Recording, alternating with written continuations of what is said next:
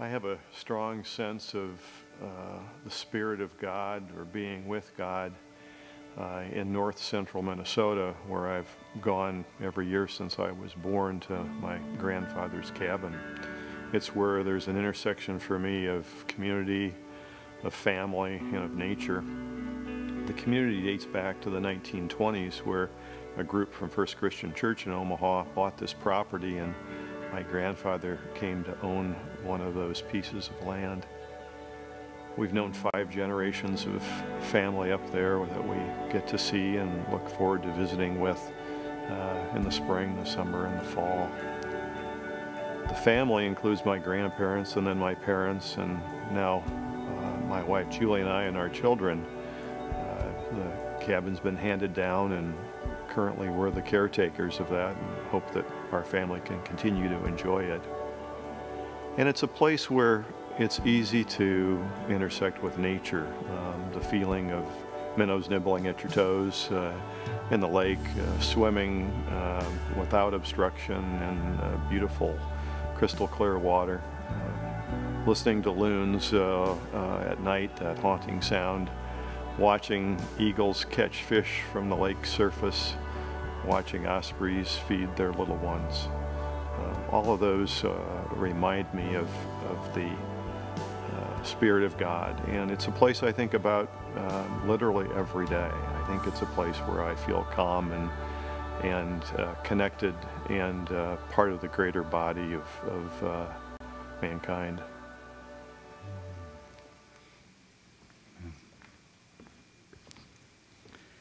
May the words of my mouth and the meditations of our hearts be acceptable in thy sight, O Lord, our strength and our Redeemer. Amen. I saw a lot of knowing nods during that video clip. We may not have a nice cabin on a lake someplace, but can't we all find those places where, like Mark, we really feel a sense of connection? Mark talked about connection with God, connection with the faith community even in that place, connection with tradition, a connection even with purpose, and of course a connection with creation as well. It's a beautiful, beautiful statement about how many of us connect with God and ourselves and nature. Now suppose that hypothetically the Canadians got a little bit upset with us Nebraskans for blocking that pipeline coming in that was going to ship all that tar sands oil into the United States. Let's say they got mad at us. They decided to get back at us out of their anger. So they dumped oil all over those wonderful lakes in all of Minnesota. And they built a great wall so none of us from Nebraska could ever get to those lakes again. How would you feel about the Canadians? I know, like you've always felt about the Canadians, right? Yeah, that's good. No. No. Not too good. Not too good. Imagine the anger of losing, first of all, the act, but also that sense of loss of connection to those sacred places. If they did that to your own sacred place, how you would feel. We can connect to how you would feel. You may just be able to connect to the passage we're going to be hearing a little later on about Israel in the exile in the 6th century. See, for the Israelites, it wasn't a mountain lake in northern Minnesota that really they found their connection with God worked out. It was really the city of Jerusalem itself acted like that, except exponentially like that. Their city was not like Omaha or even New York or Washington, D.C., a revered city or what have you. Their city was considered, the whole city was considered sacred. It was a place where they felt that God literally as well as spiritually dwelt there.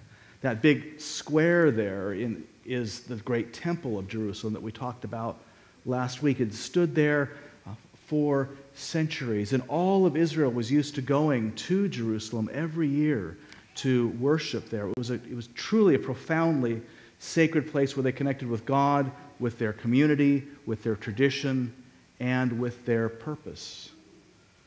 But in the 6th century, beginning of the 6th century BCE, The Babylonians swept down from the north, and they besieged Jerusalem and eventually broke through the walls, ransacked the city, pillaged even the great temple of Jerusalem. They literally took out the golden objects and carted them off.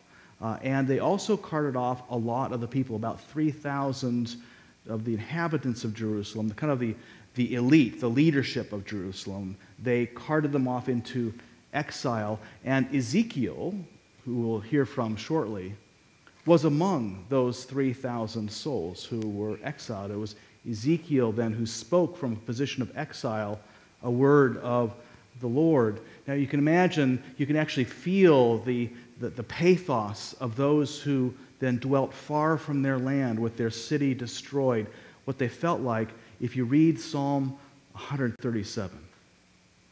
Get a load of this psalm, written from the exile. Okay. Can't read that very well, can you? By the rivers of Babylon, there we sat down and there we wept when we remembered Zion. On the willows there we hung up our harps. There our captors asked us for songs, and our tormentors asked for mirth, saying, "Sing us one of the songs of Zion." How could we sing the Lord's song in a foreign land? If I forget you, O Jerusalem, let my right hand wither. Let my tongue cling to the roof of my mouth. For if I do not remember you, if I do not set Jerusalem above my highest joy. And then it goes on. Remember, O Lord, against the Edomites, that they were allies of the Babylonians, the day of Jerusalem's fall, how they said, tear it down down to its foundations. O daughter Babylon, you devastator. Happy shall they be who pay you back what you have done to us. Happy shall they be who take your little ones and dash them against the rock. The word of the Lord. Again, an amen. Kind of a tough passage from Scripture, yet this is the whole of Psalm 137. It just sits there.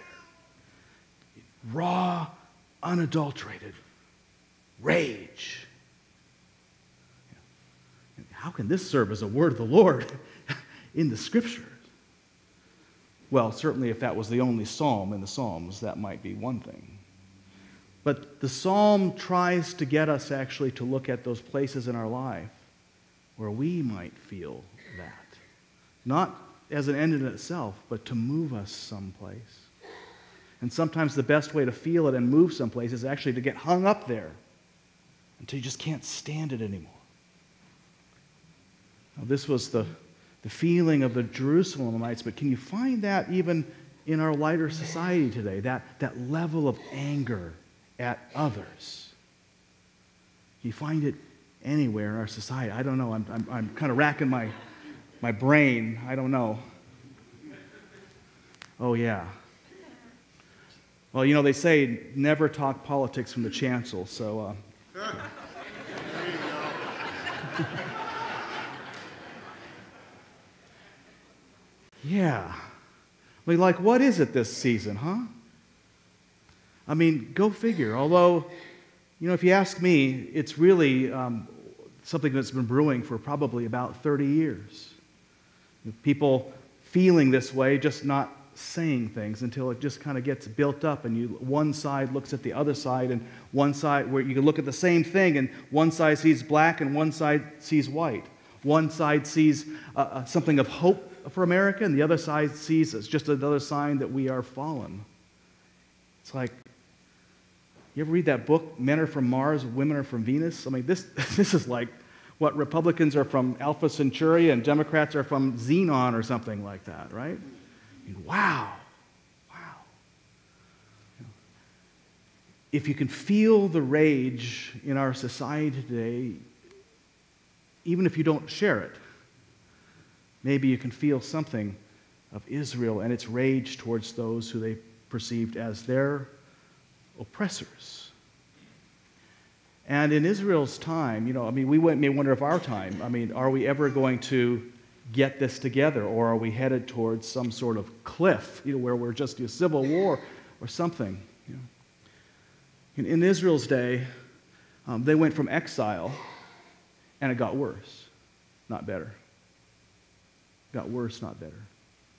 But curiously enough, it was as we look back at the exile in Israel, it proved to be a time of renaissance. The Jews look back to the Renaissance, this devastation in the exile, as a time of renewal, of intense spiritual renewal, in which they discovered things about God and themselves and their community and each other, and even the Babylonians, that they'd never realized before. But that's in a moment. For now, maybe we can all acknowledge that if we're going to get our acts together, it's not going to be the American eagle that saves us. We're going to have to search for something higher.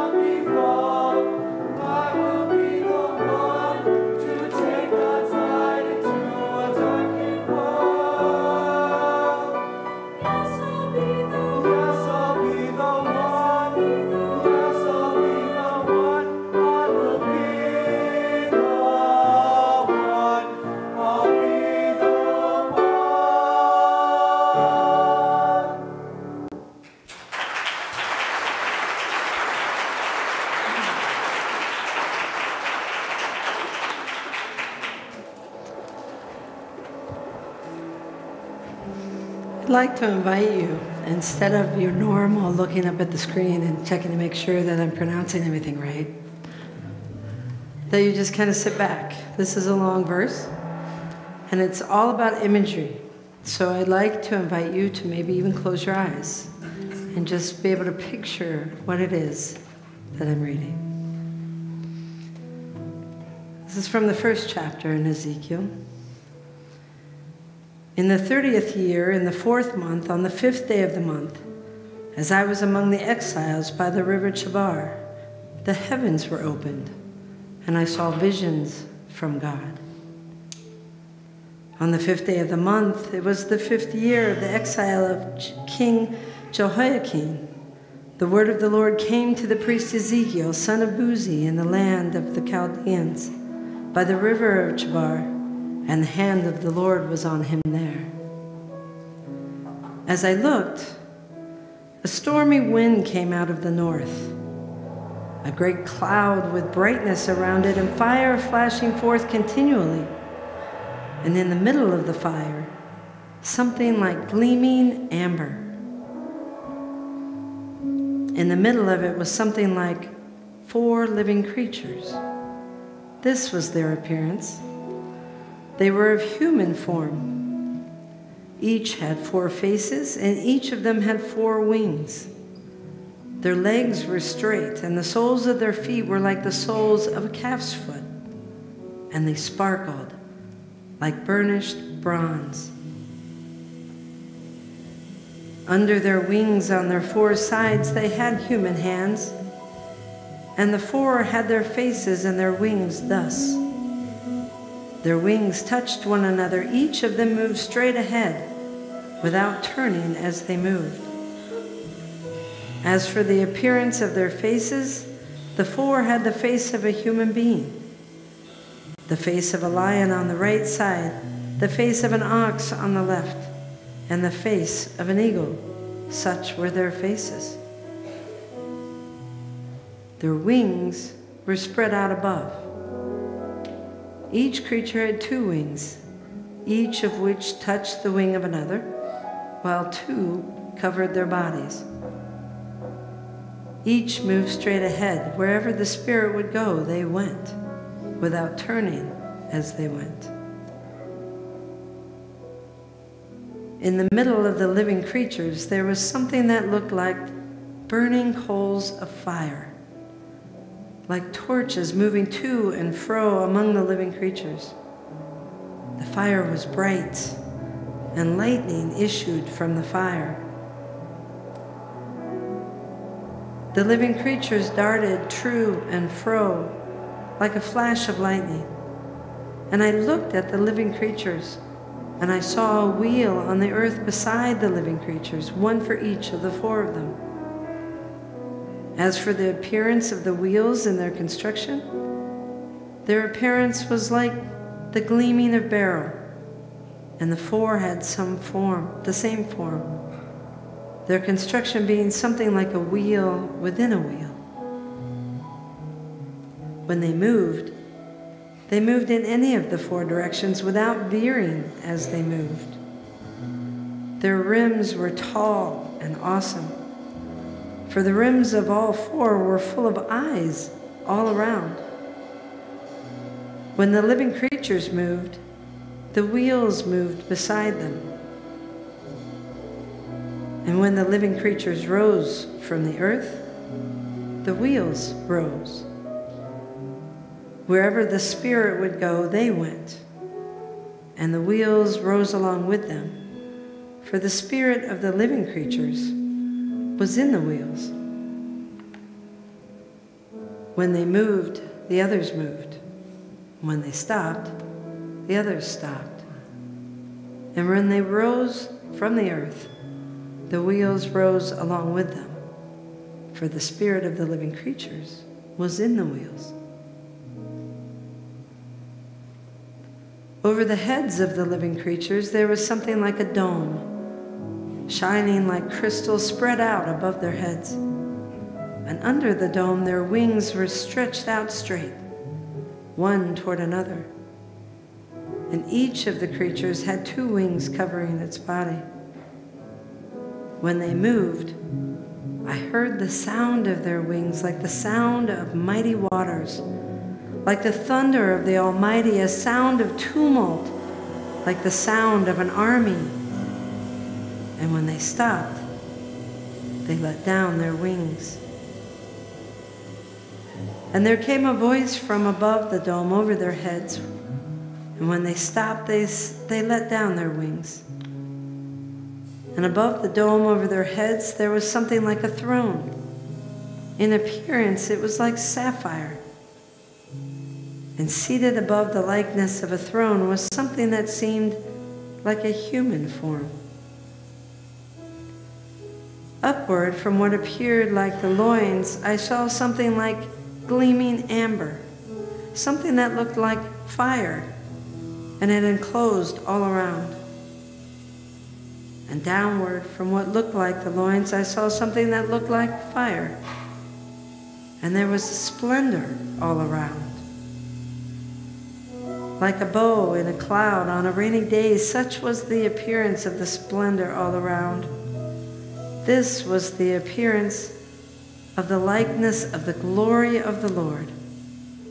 And when I saw it, I fell on my face, and I heard the voice of someone speaking.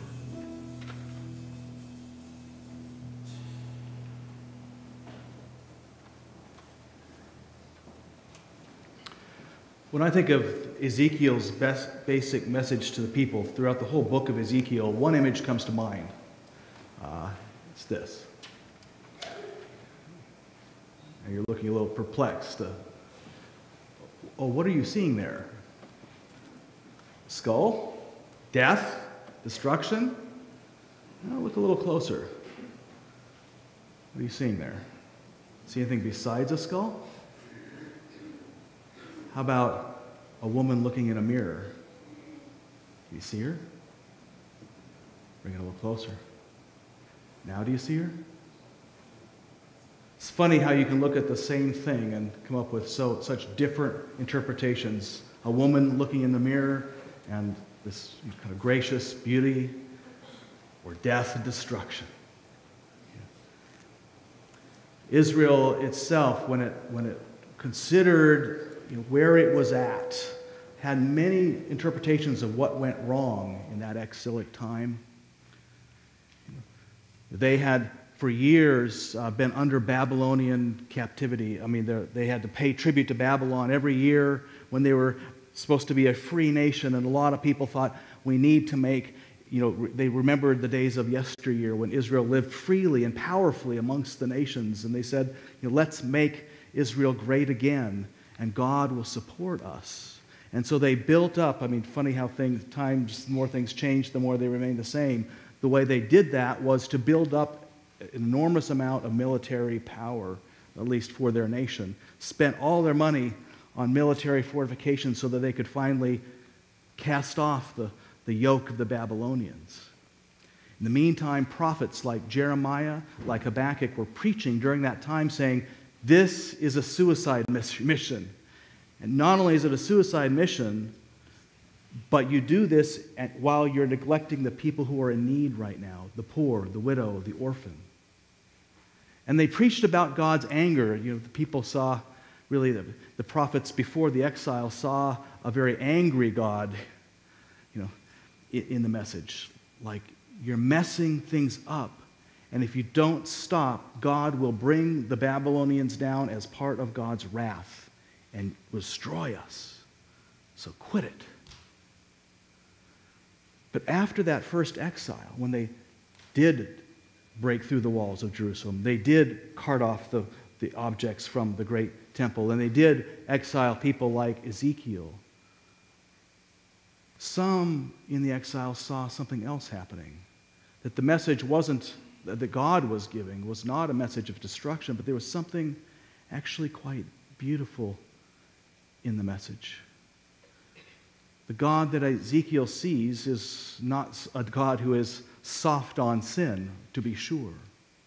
But the God that Ezekiel saw was one who, like a mother, is gracious and reaches out and embraces her children and tries to heal them, doesn't put down the hammer when they misbehave, but like a perfect mother or a perfect father, really tries to save the children from putting the hammer down on themselves. That bombastic image you heard just now was really just a fancy way, using the ancient metaphorical language, to say, you know what? You thought that God was in Jerusalem and locked only there, but now Jerusalem is destroyed and you'll never find God again. But guess what? God has wheels. All those wheels and within wheels that can move in any direction, that had eyes, meaning implying omniscience and omnidirectional. That God you thought was locked in far away, that place where you felt closest to God, guess what? Even in your destruction, even in your exile, God has come to you again.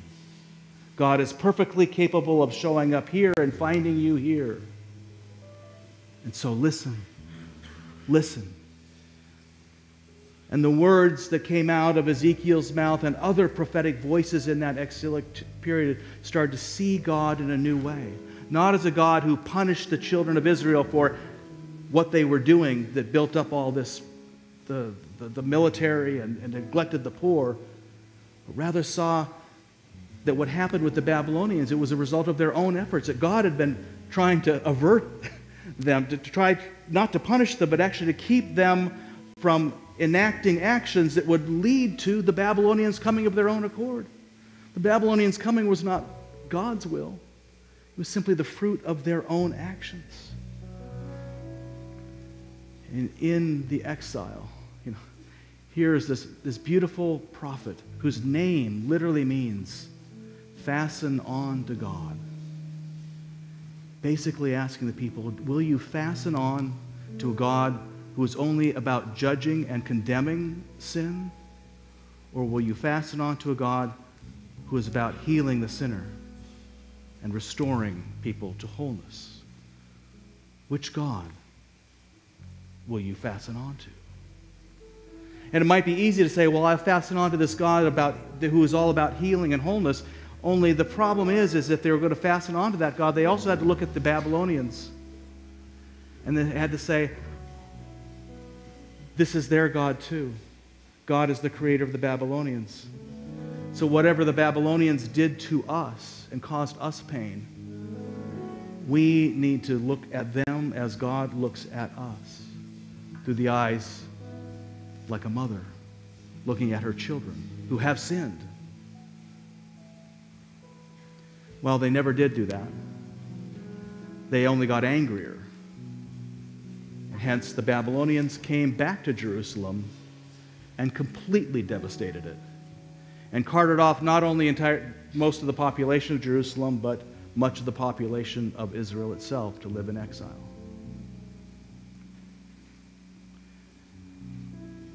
We may long for an America of old where we found a closer connection to God or each other, or whatever it was that we value, that we may blame others for taking that away from us. I think the word of Ezekiel to us today would remind us that whatever God or whatever sense of community or whatever sense of connection we felt in yesteryear is perfectly capable of meeting us here today. No one has taken anything from us that truly matters. No one can take away anything from us that truly matters. Because what truly matters always comes from God. And God is on wheels. And no matter what any of us have done to bring us to these days, and I doubt there's anyone who is innocent, we can also remember that God looks at us like a mother looks at us. No matter what our sin, no matter what our own part in what's brought us to this day, we are invited to fasten on to a God who heals, to a God who restores. But if we are to fasten on to this God, we also have to look in the eyes of those who we object to the most and remember that they have mothers too. And their God acts like a mother towards them as well.